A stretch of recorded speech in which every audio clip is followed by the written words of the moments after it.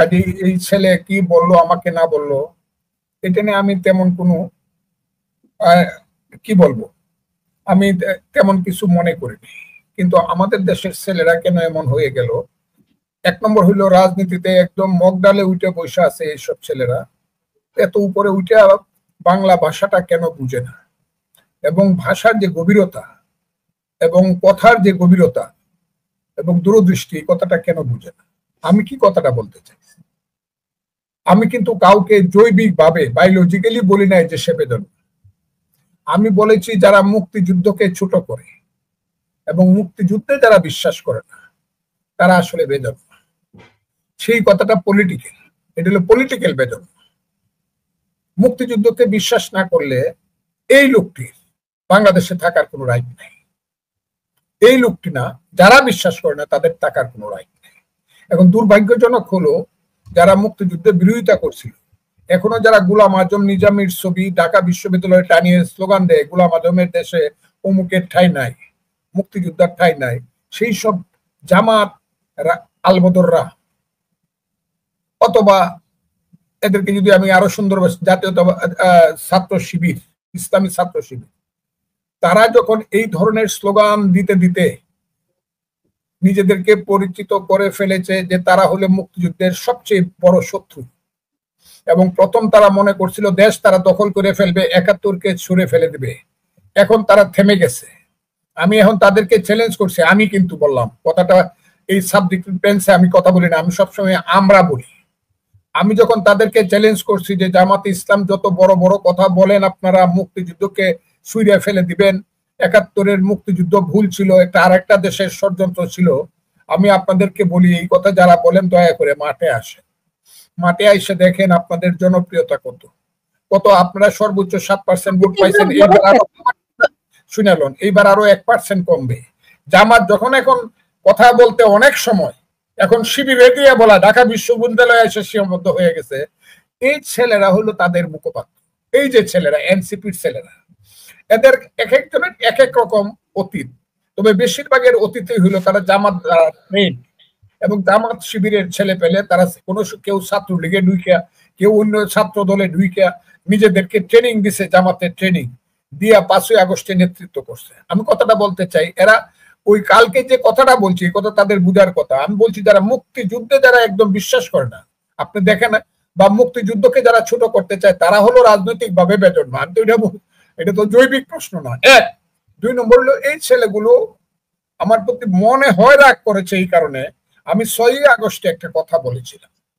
সেটা বলেছিলাম যে 5ই আগস্ট 2024 সনে এই দেশের শত শত মানুষের রক্তের মাধ্যমে রাইট ও রং একটা পরিবর্তন এসেছিল, সেই পরিবর্তনের সঙ্গে আমি ছিলাম। আজকে যে ছেলেটি আমাকে যেভাবে কথা বললো, ওর বাপের যেদিন জন্ম হয় না এদিন আমি মেট্রিক পাস করে বসে আছি, কারণ ওর বাপের বয়স হলো 58 বছর। 58 বছর না, ওর বাপের বয়স হলো 52 বছর, আমার বয়স হলো 78। আমি তখন আওয়ামী লীগ মানে প্রায় এমপি হয়েছি, আমি 40 বছর আগে এমপি হয়েছি। আমার কথাটা খুব, আমি 54 বছর আগে মুক্তিযোদ্ধা কমান্ডার ছিলাম। এই ছেলেটি যেভাবে আমাকে, তার বাপ এখনো একটা ওয়ার্ড আওয়ামী লীগের সভাপতি, পঞ্চগড়ের আটোয়ারি থানার একটা ওয়ার্ড আওয়ামী লীগের সভাপতি, তার বাবার নাম হলো আখতারুজ্জামান। আমি কি বলবো, আরো বলবো আর বলবো না। তাদের 3 ভাই আছে, 3 ভাইয়ের 3টা ঘর আছে, উপরে টিন নিচে টিন। এগুলা সাধারণভাবে গ্রামের সাধারণ মানুষের থাকে, যদিও সে নিজেকে বলে তার দাদা নাকি জমিদার ছিল। আমি ছেলেকে এই কথাগুলো বলতে চাইনি। আমি সেদিন প্রশ্ন করেছিলাম, এই যে 5ই আগস্টে শত শত মানুষের রক্তের উপর দিয়ে একটা পরিবর্তন আসলো, মায়ের চোখের জল এখনো শুকায় নাই, শহীদের কবরটা এখনো শুকায় নাই, হসপিটালে এখনো হাজার হাজার অসুস্থ কর্মী পড়ে আছে আহত, তোমরা নেতারা যারা যুদ্ধে নিয়ে গেলা, তুমি সেনাপতিরা, তোমরা কোন কারণে প্লেনে চড়ে কক্সবাজার গেলা, আবার গিয়া কক্সবাজারের সবচেয়ে যে ভালো হোটেল 5 স্টার, সেই 5 স্টার রইলা। আমি যতটুকু জানি এটার মধ্যম শ্রেণীর একটা রুমের ভাড়া হইল 40,000 টাকা। যারা 5 স্টার হোটেলে থাকে বাংলাদেশের এই সময়ে, যে দেশে 60 লক্ষ লোক রাতের বেলা খোলা আকাশের নিচে ঘুমায়, যে দেশে কোটি কোটি মানুষ বেকার থাকে, যে দেশে 1/3 মানুষ রাতের বেলা ভাত খাইতে পায় না, সেই দেশে তোমরা এরোপ্লেনে গেলা, 5 স্টার হোটেলে রইলা কোন দিন? যেদিন মানুষের রক্তে রঞ্জিত হইল বাংলাদেশের মাটি, সেই দিন আমি বলেছিলাম, একটা কথা বলেছিলাম, এটা মনে করতে পারে যে আমি তাদেরকে, হ্যাঁ আমি বলছি তোমাদেরকে আমি বকা এই কারণে দিতে পারি, আমি তোমাদের বাপেরও বড়। একটা কথা বলেছিলাম, আমি একটা বকা দিয়েছিলাম। সেই বকাগুলা রাজনীতির বাইরে না, ভিতরে। আমি আবারও বলতে চাই, সেই বকাটা রাজনীতির বাইরে না, ভিতরে। কারণ আমি জমিদারের ফুলা বলে, হ্যাঁ তোরা জমিদারের ফুলা টাকা পাইলে কই, এটা না পাই কইছি ফকিন্নির ফুলারা তোরা টাকা পাইলে কই, 40,000 টাকা দিয়ে রাত্রে ঘুমাস, ওই কক্সবাজারের সমুদ্র সৈকতে বাতাস খাস, আর বাংলাদেশের মানুষ রক্ত দিয়ে তাদেরকে নেতা বানায়। এই কথাটা হলো তাদের মূলত জেদ। এক। 2 নম্বর আরেকটা কথা বলছিলাম, যে সাদ্দাম নামে একটা ছেলে ছিল ছাত্রলীগের প্রেসিডেন্ট। এই ছেলেটার পায়ে ধরে চলতো এই ছেলেটা, কারণ সাদ্দামের বাড়িও ছিল, ছাত্রলীগের প্রেসিডেন্টের বাড়িও ছিল পঞ্চগড়ে। আর এই ছেলেটা আজকে যে আমার সম্পর্কে কথা, ওর বাড়িও পঞ্চগড়ে। 2 টাকা 4 টাকা নিয়ে চলতো, 10 টাকা নিয়ে ভাত খাইতো। এই ছেলেটাকেও সাদ্দামি নেতা বানাইছে, তার বিচার হওয়া উচিত। হ্যাঁ, এবং আজকে একজনে আমার এই দেখেন, আমার এখানে লেখা আছে যে 4টা ছেলেকে 4-5-20 লক্ষ টাকা দিয়ে শিবির থেকে ছাত্রলীগে ঢুকেল। আমার এই ইউটিউবে আপনি দেখেন, এবং এর মধ্যে ওই সার্জিস আলম একজন। আমি কেন কথাটা বলছি, এই যে ছেলেটা অন্যের কাছ থেকে নিয়ে 10 টাকা দিয়ে ভাত খাইতো, সেই ছেলেটা এখন বা 100 টাকা যার ছিল না পকেটে, এখন সে 100 কোটি টাকার মালিক। আমাকে বলবে আপনি প্রমাণ দেখান, আমি প্রমাণ দেখাইতে পারবো না 100 কোটি, কিন্তু মানুষ বলে, কিন্তু একটা প্রমাণ দেখায়। এই ছেলেটি যখন বাড়িতে গেছে, তখন সৈয়দপুর বিমানবন্দর থেকে তার বাড়ি পঞ্চগড়ের আটোয়ারি পর্যন্ত 165টা গাড়ি গেছে। কথাগুলা বোঝার চেষ্টা করেন, কত টাকা হয় এটা তারা হিসাব করুক, কিন্তু তাদের মানসিকতা এগুলা দিয়ে বোঝা যায়। এইসব ছেলেরা 100 গেট করে বাড়িতে যায়, বিমান স্পেশাল হেলিকপ্টার ভাড়া করে বাড়িতে যায়, 30,000 টাকা কম্বল দেওয়ার জন্য 30 লাখ টাকার হেলিকপ্টার ঢোকায়। আমি বলছি এইসব ছেলেরা এই যে সন্তানদেরকে মারলো, মাকে যে সন্তান হারা করলো, বাবাকে যে সন্তান হারা করলো, বোনকে যে ভাই হারা করলো, সন্তানকে যে পিতৃ হারা করলো, এই শত শত কোটি টাকার মালিক হওয়ার জন্য এই কথাটা যদি আমি এদেরকে জিজ্ঞাসা করি, এরা বলবে উনি তো আমাদেরকে বকে। আরে তোমাদেরকে বকবো না তো সালাম করবো। 1। 2 নম্বর হলো, তুমি আমার অস্তিত্বের উপরে হাত দাও। তুমি কি জানো? তুমি ফজলুর রহমানকে চিনো না, তুমি ফজলু করো। আমি তোমার বাপের চেয়ে 20 বছরের বড়, তুমি একটা বেয়াদব ছেলে। তোমরা, আমি সবাইকে জানায় দেই, মৌলানা ভাসানী 70 বছর হয়েছে পরে কিন্তু মানুষ বলতো উনি হলো সিনিয়র মোস্ট পলিটিশিয়ান। আমার বয়স কিন্তু 78 বছর। একদিনের জন্য আমি 61 বছর পলিটিক্স করি, একদিনের জন্য আমি পলিটিক্স ছাড়ি না। আমি যে কারণে কথাগুলো বলছি, আমি ফজলুর রহমান একটা কথা বলি আপনাকে, যে তারা যে বলতেছে যে আজকে বাংলাদেশটা তারা নিচে কোথার, তাদের এত সাহস কোথার থেকে হইলো? যে সাহসে, তার বাপ তো মুক্তিযুদ্ধ দেখে নাই, তার বাপের সাথে মায়ের বিয়ে হয় নাই মুক্তিযুদ্ধের সময়, এই সময় তো সে জন্মগ্রহণ করে নাই। বা ওই যে ছেলেটা, তার বয়স 26 বছর, আমি দেখলাম সে 1998 সনে জন্মগ্রহণ করছে, যে ছেলেটার নাম হলো নাহিদ ইসলাম। মুক্তিযুদ্ধটা তো 98 সনে হয় নাই, মুক্তিযুদ্ধটা চলছে 71 সনে, তখন তো তার মা বাবার বিয়ে হয় নাই। সেই ছেলেরা যখন মুক্তিযুদ্ধ সম্পর্কে বিশ্রী কথা বলে, যখন এমন কথা বলে যে কথাগুলো সহ্য করা যায় না, কোন মুক্তিযোদ্ধা সহ্য করতে পারবে না, যে 47 আর 71 আমরা ইতিহাসের পাতায় আমরা রাখা দেব, আর 24 দিয়ে আমরা নতুন ভাবে স্বাধীনতা, দ্বিতীয় স্বাধীনতা শুরু করব। এই কথাটা যারা বলে, এদেরকে যদি আমি মানুষ বলি, তাহলে তো আমি মানুষ না। কারণ আমি কেন মুক্তিযুদ্ধে গেছিলাম? তাইলে মুক্তিযুদ্ধে গিয়ে আমি ভুল করছিলাম। যারা এখন এই কথাগুলো বলার সাহস পাচ্ছে, তাদের সাহসেই তো আজকে ঢাকা বিশ্ববিদ্যালয়ে গোলাম আজমের ছবি উঠতেছে। তাদের সাহসে তো আজকে জামাতে ইসলাম বলতে চাইতেছে 71 সনে দেশে কোনো যুদ্ধ হয় নাই, হয়েছে 71 সনে ভাই ভাই গন্ডগোলের, এবং ওইটা দিল্লি সৃষ্টি করছে। আমি বুঝি না, যে যত কথাই বলুক, আমি ভুল হইতে পারি। বাংলাদেশের মানুষের কাছে আমি ক্ষমা প্রার্থী হয়ে বলতে চাই, মুক্তিযুদ্ধকে যারা স্বীকার করে না, মুক্তিযুদ্ধ হয়েছে বলে যারা স্বীকার করে না, 71 সনকে যারা স্বীকার করে না, তারা পাকিস্তানে বিশ্বাসী, এবং পাকিস্তানে বিশ্বাসী হইলে তাদের বাংলাদেশে থাকার কোনো অধিকার নাই। আর বাংলাদেশে থাকার যদি অধিকার না থাকে, তাইলে এরা এখানে অবৈধ থাকে, তারা হলো বাংলাদেশের অবৈধ সন্তান। আমি এটা বলছি না মা বাবার অবৈধ সন্তান। কাজেই বাংলাদেশে থাকতে হলে মুক্তিযুদ্ধ করেই থাকতে হবে। আমাকে বলছে আমি লেখাপড়া করি না, কি কি ভাষা বলি, এই বলি। আরে ছেলে রে ছেলে, হ্যাঁ, ওই যে আমি কই আইলো রে ভাই কলির কাল, ছাগলে ছাটে বাঘের গাল। আমি একটা টকশো করছি, যে টকশোটা 2.5 কোটি মানুষ দেখছে। সেই টকশোটার নাম হলো আওয়ামী লীগ একটি অভিশপ্ত রাজনৈতিক দল। আমি জানি না আপনি দেখছেন কিনা।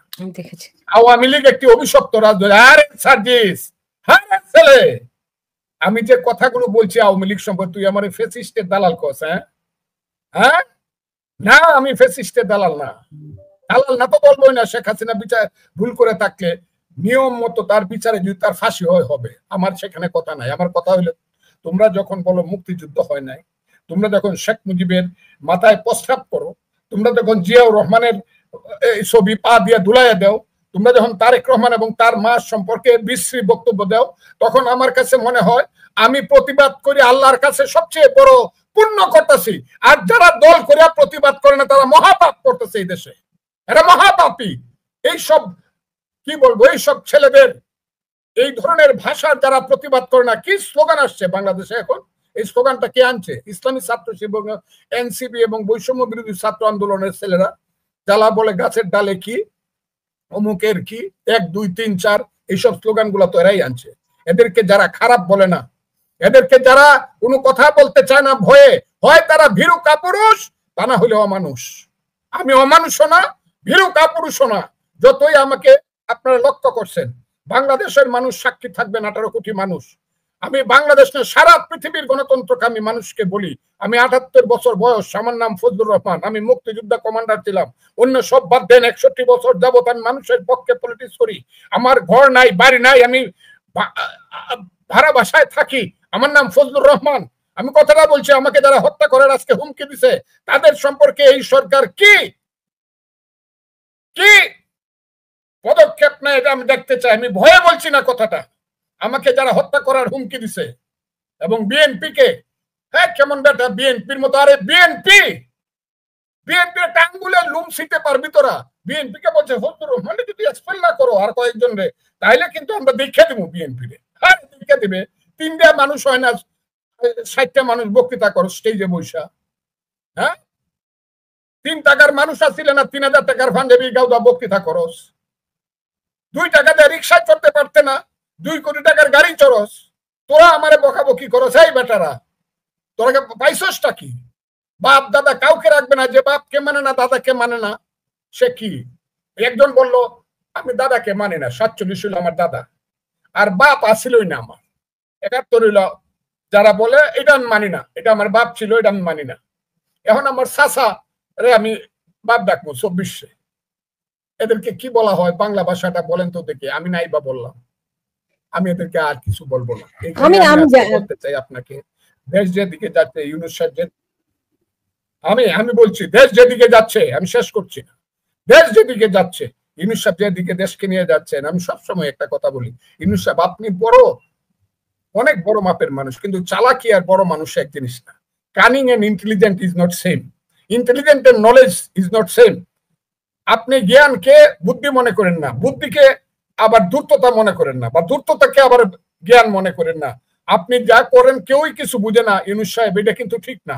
আপনি একদিক দিয়ে ইলেকশনের ডেট ঘোষণা করেন, হ্যাঁ, আর একদিক দিয়ে জামাত এনসিপি তারা, বা আপনার যারা সবচেয়ে কাছের লোক, যাদের মাথায় হাত দিয়ে আপনি বলেন এই তোরা হবে বাংলাদেশের প্রধানমন্ত্রী, যাদের সাথে বুক মিলায় কুলাকুলি করেন, নাতির চেয়েও কম বয়সী ছেলে পেলে যাদেরকে বানায় ফেলেন বাংলার প্রধানমন্ত্রী, তারা যখন বলে না না আমরা তো ইলেকশন মানি না, তখন আমরা কিন্তু বুঝি ইউনূস সাহেব রাত্রের বেলা আপনি তাদেরকে বলে দিয়েছেন আমি ইলেকশনের ডেট ঘোষণা করব তারেক রহমান সাহেব সহ বিএনপি কে খুশি করার জন্য কিছুদিন, আর তোরা রাত্রের বেলা পরের দিন স্লোগান দিবে ইলেকশন মানি না। পিয়ার না হলে, এটা পিয়ার না কি কয়, আমরা ইলেকশন মানি না, হ্যাঁ প্রপোর্শনাল রিপ্রেজেন্টেশন। আরে বাপ রে বাপ, না হলে মানে না। কয়েকদিন পরে কইব না আমাদের সবাই 2টা করে বিয়ে না করায় দিলে আমরা ইলেকশন মানি না। আর মৌলানা সাদ্দিনী আছেন ওই যে জামাতের আমির, এখন শুনলাম আল্লাহ তারা ভালো করুক, সবাইকে সুস্থ রাখুক, আমি শুনলাম উনারা এখন আবার বলতেছে এইটা না হইলে কিছুদিন পরে কইব আবার যে আপনারা যদি আমাদেরকে মোটামুটি ভাবে আরো ওই যে ইসলামিক শরীয়ত মতে 4টে করে বিয়ে করায় না দেন তাহলে ইলেকশন মানুষ। কাজে উনারা কত ধরনের অজুহাত খুঁজবে ইলেকশন না করার জন্য। আমি ইউনূস সাহেবকে বলি, ওই যে এই কথাটা আপনার সম্পর্কে আমি সবসময় বলি, আজকেও বললাম, হাকিম হইয়া হুকুম করো, পুলিশ হইয়া ধরো, সর্প হইয়া দংশন করো, উজা হইয়া দাঁড়ো। আপনি কি সেই চরিত্রের মানুষ? তা না হলে ইলেকশন দিচ্ছেন, ইলেকশন স্টিক করেন। এখন আবার দেখি নির্বাচন কমিশনার সাহেব একটু আগায় 3 পা পিছায়, কি যেন কি কইতে চায়। এটা কি একটা দেশ? কার ভিতরে কি আছে আল্লাহ জানে, কিছু জানে না। বাংলাদেশের মানুষ কিছু জানে না কি হতে যাচ্ছে, এই দেশটা কার। শুধু আজকে দেখলাম চট্টগ্রাম বন্দরটা মোটামুটি নতুনদেরকে দিয়ে দেওয়া হচ্ছে।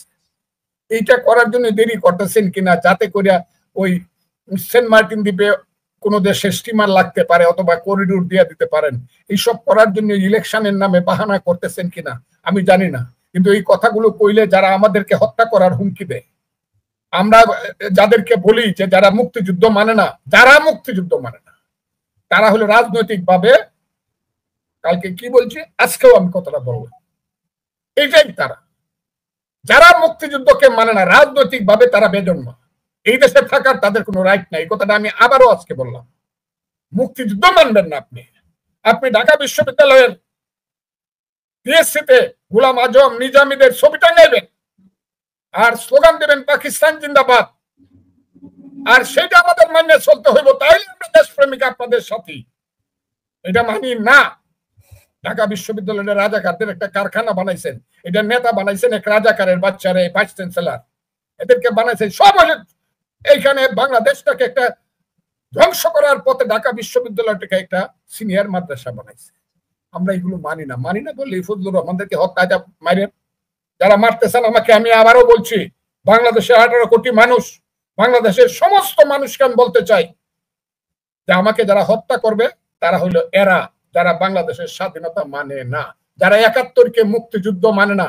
আমি যদি কোনো কারণে মৃত্যুবরণ করি, মৃত্যু নরমালি না অ্যাবনরমালি, তাইলে বুঝতে হবে ওরা আমাকে হত্যা করছে। এমনকি রাস্তায় অ্যাক্সিডেন্ট করে হত্যা আমি নিহত হইলে ওইটা ধরে নিতে হবে যে এর পিছনে তাদের কোনো আগের দিন হাত ছিল, যাতে ফজলুর রহমান অ্যাক্সিডেন্ট করে মরে। আমি তো এখনো বিশ্বাস করি একজন বীর প্রতীক এই দেশের একজন সেনাপতি ছিল, আমাদের সেনাবাহিনীর একজন সেনাপতি ছিল হারুনুর রশিদ। সে কিভাবে মারা গেল আমি এটার বিচার চাই এবং তদন্ত চাই। যদি সে অ্যাবনরমালি মারা গিয়ে থাকে, তাকে কেউ করে থাকে, আমি তার বিচার চাই। এই দেশে কে কখন কই দিয়ে মরতেছে, প্রধান সেনাপতি ছিল, সে মরে গেল গা, মনে হলো যেমন একটা সাধারণ একটা মানুষ মারা গেছে। আমি তাই আজকে আপনি আমাকে এই সুযোগ দিচ্ছেন, আমি আপনাকে ধন্যবাদ জানাই। এই দেশে এখন যা চলছে, যদি একটা নির্বাচন সঠিক সময়ে, যে সময়টা ইউনূস সাহেব উচ্চারণ করছে সেই সময়ে না হয়, আমি বলে দিলাম দেশ থাকবে কি থাকবে না, এটা কিন্তু ইতিহাসে লেখা থাকবে, এই দেশের স্বাধীনতা থাকবে।